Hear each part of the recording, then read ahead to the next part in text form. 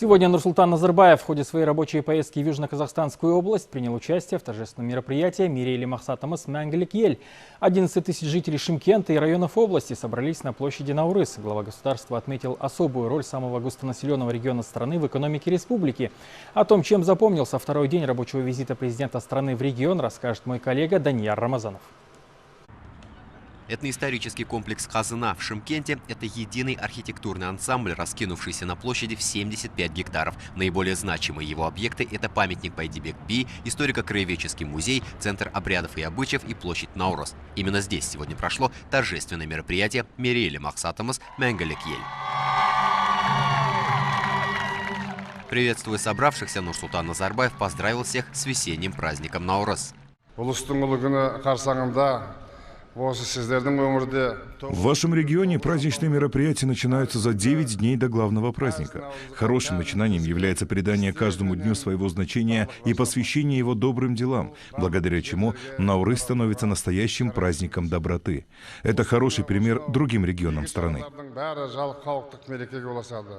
Проведение такого масштабного мероприятия именно на территории нового этноисторического комплекса далеко не случайно. Нурсултан Назарбаев в очередной раз напомнил о том, что межнациональное согласие – одна из основ стабильного экономического роста, а значит и улучшения жизни каждого казахстанца. Ежегодно, приезжая в Шымкент, встречаясь с вами, я искренне радуюсь масштабным позитивным изменениям, происходящим в регионе. Надо понимать, что все эти достижения стали реальными благодаря единству и сплоченности нашего народа. Но мы никогда не должны останавливаться на достигнутом. Перед нами и нашими потомками сейчас стоят очень большие цели и задачи. Ключевая из них – войти в число 30 наиболее развитых стран мира. Это непросто. Другие государства также к этому стремятся. Мы должны быть готовы к серьезной конкуренции с ними. Для этого нам надо активнее работать, тем более, что все условия для работы, для труда в стране создаются. Продолжилось торжественное мероприятие праздничным концертом и театрализованным представлением.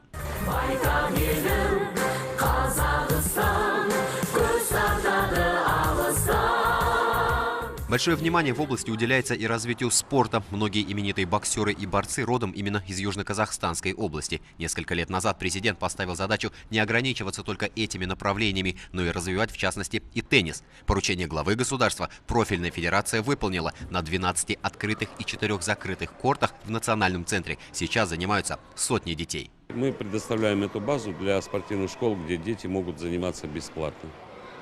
Вот. И сейчас у нас детей в 2 раза больше по сравнению с 2014 годом. Если в 2014 году было где-то 250, около 300, сейчас более 500 детей. У нас есть результаты.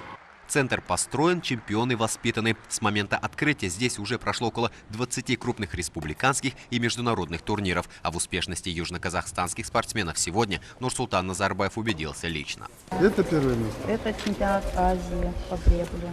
Это азиатские игры. По гребле все? Да. У тебя по какому виду? Полевая стрельба. Большое внимание, уделяемое развитию области со стороны государства, президент объяснил в том числе и густонаселенностью региона. Здесь проживает 17% всех казахстанцев.